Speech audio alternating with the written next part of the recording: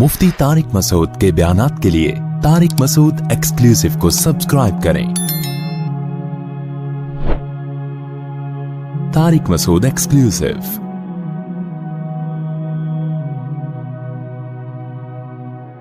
हज़रत मौलाना अशरफ अली थानवी रहिमहुल्लाह ताला सारी जिंदगी एक चीज कहते कहते दुनिया से चले गए कि मुसलमान मुआमलात में ठीक नहीं है।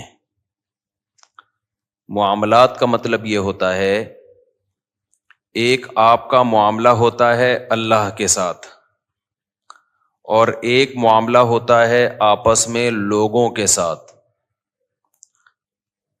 तो सारी जिंदगी ये कहते कहते चले गए कि असल में तो ना अल्लाह के साथ ठीक है ना मखलूक के साथ,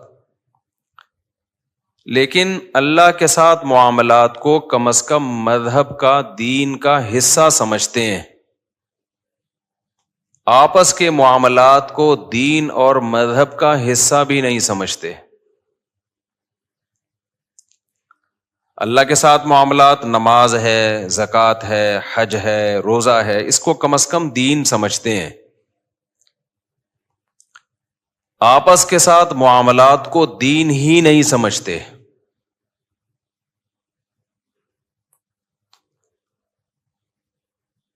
बात मैंने शुक्र पे शुरू की है, लेकिन मैं थोड़ी सी इसको ना, चूंकि मेरी बाहर के जब असफार होते हैं तो ये चीज कुछ ज्यादा अच्छी तरह से समझ में आती है। आपस के जो लेन देन हैं, आपस के मामलात, उनमें दीवानापन, मजजूबियत का मतलब अब थोड़ी गाढ़ी उर्दू है। आपने गांव देहातों में कुछ बावले से लोग देखे होंगे, कुछ बेवकूफ से बावले से ना, जिनको किसी चीज का कोई होश होता ही नहीं है।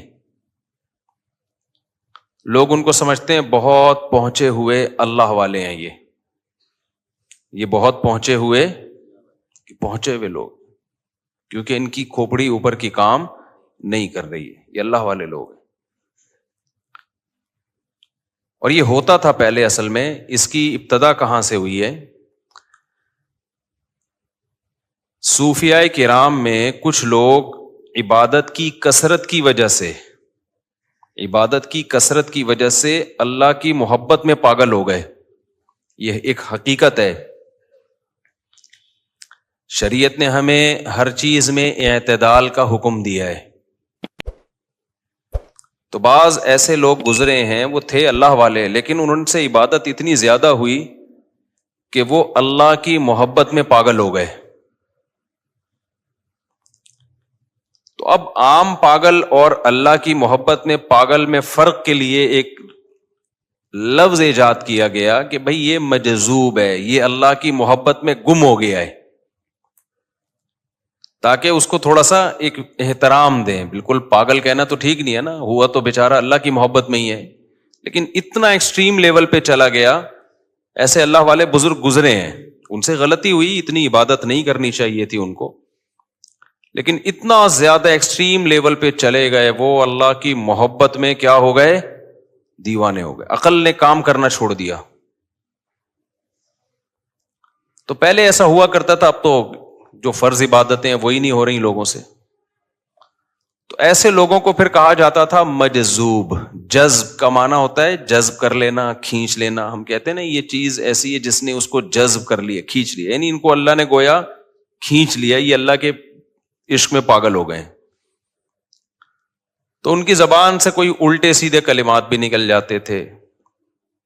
उलमा को पता था भाई ये बेचारों के ऊपर की सेटिंग आउट हो गई है, तो छोड़ो, जाने दो। पहले जमाने में गुस्ताखियों के फतवे बहुत स्पीड से नहीं लगा करते थे, देखा जाता था अगले का मेंटल लेवल क्या है, वो कहना क्या चाह रहा है, निकल क्या रहा है उसके मुंह से। आजकल ये फतवा बहुत सस्ता हो गया है, अगले को तशरीह का मौका भी नहीं देते आजकल, क्योंकि अमल में जब जीरो होते हैं ना, तो फिर इन चीजों में बहुत आगे होते हैं।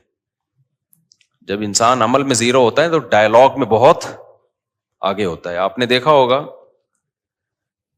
कि जब कोई आपसे तिजारत के लिए पैसे मांगे اور آپ اس سے پوچھو کہ کہاں انویسٹ کرو گے تو کتنی بڑی بڑی پھینکتا ہے نا وہ، لمبی لمبی کتنی بڑی بڑی پھینکتا ہے وہ، ٹو دا پوائنٹ بات نہیں کرے گا کہ میں فلاں جگہ لگاؤں گا، آج کل اتنی ویلیو چل رہی ہے، اتنے پروفٹ کا چانس ہے اور میرا اتنا تجربہ ہے. ٹو دا پوائنٹ بات نہیں، لمبی لمبی پھینکنا شروع کرے گا. ابے تو دیکھے تو دیکھ بھائی، اپنے پاس پیسوں کی کمی. بہرحال ابھی میں اس ڈیٹیل میں نہیں جاتا. یہ بات خوب سمجھ لو کہ جس کے پاس جو دلیل میں کمزور ہوتا ہے نا، وہ جذباتی بہت زیادہ ہوتا ہے، پھینکتا بہت لمبی لمبی ہے. تو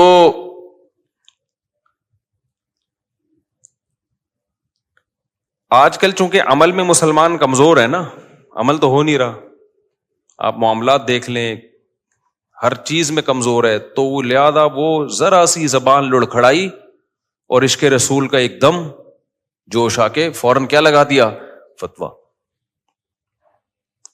مار دھاڑ، پھر اس پہ کنٹینر اور جو کچھ ہوتا ہے ہمارے یہاں سب کو پتہ ہی ہے.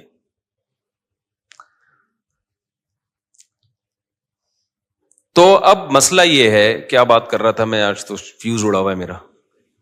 ہاں، تو میں شکر کی بات، وہ میں شکر کی بات ذرا بعد میں لے کر آتا ہوں. پہلے ٹیوننگ ہو جائے نا، اس کے بعد یہ شکر کی بات سمجھ میں آئے گی. سروس پہلے ضروری ہے، سروس ہوتی ہے ٹیوننگ کے بعد. اندر کا کچرا پہلے صاف ہو جائے، پھر فائدہ ہوتا ہے. تو وہ ہوا کرتے تھے پاگل، یعنی اللہ کی محبت میں کیا ہو جاتے تھے، دیوانے، ایکسٹریم اس پہ چلے جاتے. تو اگر الٹی سیدھی بات بھی زبان سے کرتے نا تو لوگ کہتے بھائی یہ کیا ہو گئے ہیں، پاگل ہو گئے. تو ان کو کہا جاتا تھا مجذوب، یعنی اللہ نے گویا ان کو اپنی محبت میں کھینچ لیا ہے. تو ان کے بارے میں کہا جاتا تھا کہ ان کی زبان سے نکلا ہوا لفظ وہ حجت نہیں ہے، کیونکہ یہ جو کچھ کہہ رہے ہیں وہ سوچ سمجھ کے نہیں کہہ رہے، یہ کسی اور دنیا میں پہنچ چکے ہیں. تو لوگ ان کو چھوڑ دیتے تھے، بھائی چھڑو پرے. لیکن ہوتے وہ پاگل ہی تھے.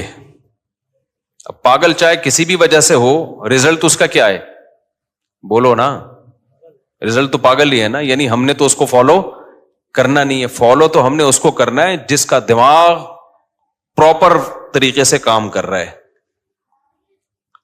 علماء نے لکھا ہے کہ جب جج غصے میں ہو نا، اس کے لیے فیصلہ لکھنا حرام ہے. وجہ اس کی ہے کہ غصے میں انسان کا دماغ پوری طریقے سے کام نہیں کرتے، اس کا خطرہ ہے کہ وہ کچھ الٹا فیصلہ کر دے گا جذبات میں آ کے، کیونکہ اس وقت تھوڑا سا پاگل ہوتا ہے وہ. اکثر طلاقیں غصے میں ہوتی ہیں نا، کیونکہ اس وقت دماغ کام نہیں کر رہا ہوتا، پھر بعد میں روتے ہیں، پچھتاتے ہیں. تو اب جب وہ ایکسٹریم لیول پہ جاتے تھے اور اللہ کی محبت میں دیوانے ہو جائے کرتے تھے، تو ان کو لوگ کیا کہتے تھے، پاگل ہیں. تو پاگل چاہے وہ کسی بھی طبقے سے ہو، اس کا قول، اس کا عمل شریعت میں ہمارے لیے حجت نہیں ہے، نہ اس کو اس کی باتوں پہ پکڑا جاتا ہے اگر ثابت ہو جائے کہ یہ پاگل ہے. اسلام نے ہمیں جو احکامات دیے، بہت سارے آرڈرز دیے، اس میں سب سے اہم ترین حکم یہ ہے کہ اپنی عقل کی حفاظت کرنا ہے. تم نے کوئی ایسا کام نہیں کرنا جس کی وجہ سے اوپر کی سیٹنگ کیا ہونا شروع ہو جائے، خراب ہونا شروع ہو جائے. کیونکہ سارے کام انسان جو درست کرتا ہے وہ کہاں سے کرتا ہے، وہ دماغ سے کرتا ہے. اس لیے اسلام نے حکم دیا اعتدال، بیلنس، اعتدال سے چلو، دماغ نہ کہیں خراب ہو جائے تمہارا. تو میں وہ بات مکمل کر دوں کہ جو معاملات کی بات تھی نا، اللہ سے جو انسان کا معاملہ ہے، عبادات کا، حج، روزہ، زکوٰۃ، اس کو تو لوگ سمجھتے ہیں دین کا حصہ ہے یہ. لیکن لوگوں کے جو آپس میں معاملات کے بارے میں اسلام نے آرڈرز دیے، احکام دیے، حضرت مولانا اشرف علی تھانوی رحمہ اللہ تعالیٰ فرمایا کرتے تھے کہ ان کو لوگوں نے دین سمجھنا ہی چھوڑ دیا ہے. یہ بہت بڑا مسئلہ ہے. میرا کئی سال پہلے نا ایک جگہ میں رہا کرتا تھا، تو کرائے پہ رہتا تھا، اکثر کرائے پہ ہی رہتا ہوں میں، مجھے اس کی کوئی ٹینشن بھی نہیں الحمدللہ۔ وجہ اس کی ہے کہ آگے مرنا ہے بھائی، اپنے گھر سے بھی لاش اٹھے گی، کرائے کے گھر سے بھی کیا ہوگا، لاش اٹھے گی، تو یہ ٹینشن ہی لی ہم نے۔ اب تو میں جاپان کے قبرستان دیکھ کے آ گیا، تو مجھے پتا چلا ابے وہاں بھی قبرستان ہوتے ہیں، کیا فائدہ یار، اتنی ترقی کر لی جاپانیوں نے، میں نے ان کی ٹرینیں دیکھی، ان کے واش روم بھی ایسے ٹیکنیکل قسم کے ہیں، اور ان کے اوون، ان کی مشینیں دیکھی۔ میرا خیال یہ تھا کہ جاپان میں قبرستان نہیں ہوں گے، میرا خیال یہ تھا، وہم ہونے لگا تھا، کیونکہ اتنی ٹیکنالوجی میں اتنی ترقی جس قوم نے کی ہے، وہ کیوں مرے گی بھائی؟ ایک بٹن لگا لو، جیسے ہی مرنے لگے لوگ بٹن لگایا، عمر 10 سال بڑھ گئی تھی، تو اتنی ترقی تو کر لی ہے انہوں نے۔ واش روم آپ جاؤ نا تو آپ کو دیکھ کے ڈھکن کھل جائے گا، اتنے سمجھدار جس قوم کے واش روم ہیں، تو بندے کتنے سمجھدار ہوں گے؟ کیا خیال ہے بھائی؟ تو میرا خیال یہ تھا ان ملکوں میں قبرستان نہیں ہونے چاہیے۔ میں حیران ہو گیا، وہاں بھی قبرستان ہے بھائی، اور بڑے بڑے جاپانی وہاں دفن ہوئے ہوئے ہیں، چائنیز دفن ہوئے ہوئے ہیں، سائنٹسٹ دفن ہوئے ہوئے ہیں، اور ہم ان سے اچھے دفن ہوتے ہیں، کم از کم پوری قبر تو ملتی ہے۔ ان کے ہاں بوتلوں میں دادی نانی ہوتی ہیں، جلا دیتے ہیں، راکھ بنا دیتے ہیں، راکھ کو بوتل میں رکھا، ڈھکن سے پیک کیا، لکھا دادی، جاپانی میں لکھا چیپاں چیپاں کر کے۔ اور ایک، کیونکہ قبریں مہنگی بہت ہیں، ترقی بہت ہو گئی نا، تو قبریں اسی حساب سے مہنگی ہیں، تو اب ابا کے لیے کون 20 لاکھ کی پوری قبر لے بھائی؟ اتنی ترقی کیسے ہوگی اگر 20 لاکھ آپ نے ادھر ہی لگا دیے؟ تو انہوں نے ایک چھوٹے سے ڈبے لیے ہوئے ہیں جی، گڑا کھودا، ایک ہی قبر میں دادی، ایک ہی میں نانی، ایک ہی میں چاچا، ایک ہی میں ماموں اور ابا، یہ سارے اسی قبر میں بوتلوں میں رکھ دیے، ڈھکن ڈھک دیا۔ ان کی جو بھی فاتحہ ہوتی ہوگی وہ بھی پڑھنا اب ان کے لیے کیا ہو گیا؟ آسان۔ ان کی جو بھی ہوتی ہے چنگ پونگ کر کے کچھ ہوتا ہوگا۔ تو میں نے کرائے کی بات آ گئی نا، اس لیے میں ٹائم پہ دیا کرتا تھا کرایہ، بڑے پڑھے لکھے آدمی تھے ماشاءاللہ۔ اب پرانا قصہ ہو گیا، کسی کو پتہ نہیں چلے گا، ان کو بھی نہیں پتہ چلے گا، ان کی بات کر رہا ہوں۔ جب میں نے مکان خالی کیا تو ان کے سارے ڈیوز بل سارے پے کر دیے۔ ہم نے یہی سنا ہوا تھا بڑوں سے کہ بھائی مکان جب خالی کرو تو اس کا مکان تھا، امانت تھی، تو جو بھی گڑبڑ ہوئی ہے وہ آپ کی ذمہ ہے، میں نے پیسے ویسے دے کے۔ اس کے بعد جو ایڈوانس لینے میں میرا تیل نکلا ہے وہ میں ہی جانتا ہوں، آج دے دیں گے، کل دے دیں گے، پرسوں دے دیں گے، ترسوں دے دیں گے۔ تو بھائی کیوں تمہیں موت آ رہی ہے کسی کے پیسے دیتے ہوئے یار؟ یہ میری ذمہ داری ہے کہ میں آپ کو یاد دلاؤں روزانہ، ہے بھائی؟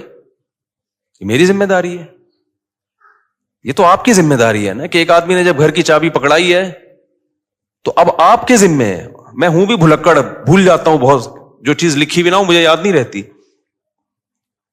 6 مہینے 7 مہینے گزر گئے، میں بھول ہی گیا۔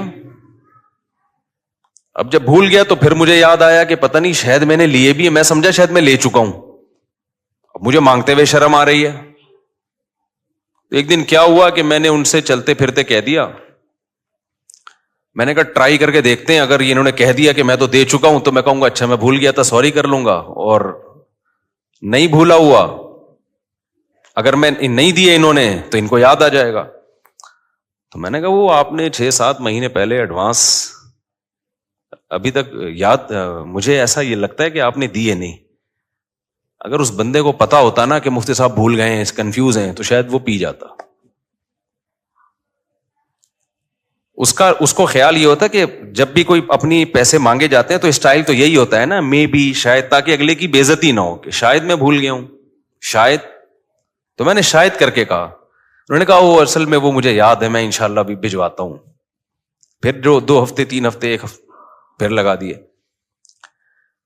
حالانکہ ماشاءاللہ نمازی بھی ہیں، حاجی بھی ہیں، ہر جماعتوں میں بھی جا رہے ہیں، تبلیغ میں بھی وقت لگ رہا ہے،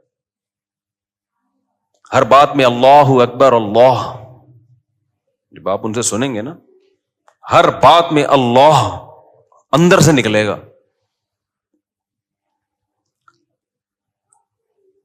تو یہ جو قرآن مجید میں آیت ہے وَيْلٌ لِّلْمُطَفِّفِينَ الَّذِينَ إِذَا اكْتَالُوا عَلَى النَّاسِ يَسْتَوْفُونَ، کہ تباہی ہے ان لوگوں کے لیے جو اپنا حق لینے کی باری آتی ہے تو پہنچ جاتے ہیں فوراً لینے کے لیے، اور جب دینے کی باری آتی ہے تو اس میں کیا کرتے ہیں؟ گڑبڑ۔ اس پہ تو اللہ نے بڑی شدید وعید سنائی ہے، تباہی ہے، بربادی ہے۔ ہمارے نبی صلی اللہ علیہ وسلم کے پاس صدقے کا ایک درہم پڑا ہوا تھا جس کی وجہ سے آپ کی نیند غائب ہو گئی تھی، نیند امانت تھی کسی کی۔ علماء کہتے ہیں جب تک انسان دنیا کو مسافر خانہ نہیں سمجھتا نا، اس وقت تک یہ باتیں کھوپڑی میں آتی نہیں ہیں، کھوپڑی میں نہیں آتی ہیں بات۔ آپ کسی سے پیسے لے لیں، ترسائے گا وہ، ایسا ذلیل کرے گا آپ کو کہ آپ کی سوچ ہے، ایسے ذلیل کرے گا آپ کو وہ۔ کرے بھائی، اگر کوئی چرسی ہیروئنچی یہ کام کرے اچھا ہے، وہ تو برا آدمی ہے نا۔ مسئلہ یہ ہے کہ وہ پھر اپنے آپ کو اچھا کس منہ سے کہہ رہا ہے؟ وہ اپنے آپ کو کیوں کہتا ہے کہ میں اللہ کو کی خوشی کے لیے نماز پڑھتا ہوں؟ وہ کیوں کہتا ہے کہ میں اللہ کے لیے عمرہ کرنے جا رہا ہوں؟ اور یہ ڈرامے بازی جو لوگ کرتے ہیں نا حج سے پہلے اور عمرے سے پہلے سب سے معاف کروا کے، ان ڈرامے بازوں کو کبھی معاف نہ کیا کرو۔ ایک صاحب نے مجھے میسج بھیجا، بڑا ستایا مجھے ایک زمانے میں نا، انہوں نے میسج جب حج کرنے جا رہے تھے، معاملات میں ستایا، لین دین میں۔ حج کرنے جا رہے تھے کہ بھائی کہا سنا سب معاف، میں نے کہا جاؤ ہم نہیں کر رہے معاف۔ یہ تو نہیں، میں نے کہا جواب نہیں دیا، میری نیت یہ تھی کہ 2-3 دفعہ پوچھا نا تو بولوں گا نہیں معاف کیا۔ ڈرامے کیوں کر رہے ہو معافی کے بھائی؟ تکلف میں کیوں پڑ رہے ہو؟ آپ کا جو لین دین ہے وہ دے دو، وہ خود ہی معاف کر دے گا، اس کو تکلف کی ضرورت ہے آپ کو معاف کروانے کی؟ نہیں یاری، میرے خیال بات سمجھ میں۔ بہنوں سے سب معاف کرا کے جاتے ہیں، جو کیا کرایا سب معاف۔ بھائی وراثت دے دو اس کی جو ابا کی تم کھا کے بیٹھے ہوئے ہو، تو معافی کی تکلف کی ضرورت بولو نہیں رہے گی، دے دو اس کو۔ آپ خوب سمجھ لو، اسلام آسان ہے لیکن لچکدار نہیں ہے۔ آسان ہے اسلام، لچک نہیں ہے۔ جو لا اللہ نے بنا دیا اس کو فالو کرنا پڑے گا۔ کیسے؟ ایک مثال دیتا ہوں۔ لوگ کہتے ہیں نا توبہ سے ہر گناہ معاف ہوتا ہے معاف۔ جو آپ کے ذمہ قرض آ گیا نا، دین اللہ کی کا حق یا مخلوق کا، وہ دینا پڑے گا۔ 20-30 سال آپ نے نمازیں قضا کر دیں، آپ مسلمان تھے، آپ پہ نماز فرض تھی، آپ کو 30 سال کے بعد خیال آیا، اللہ معاف کرے گا لیکن اللہ کہے گا قرض ادا کرو، اب قضا پڑھو اس کو۔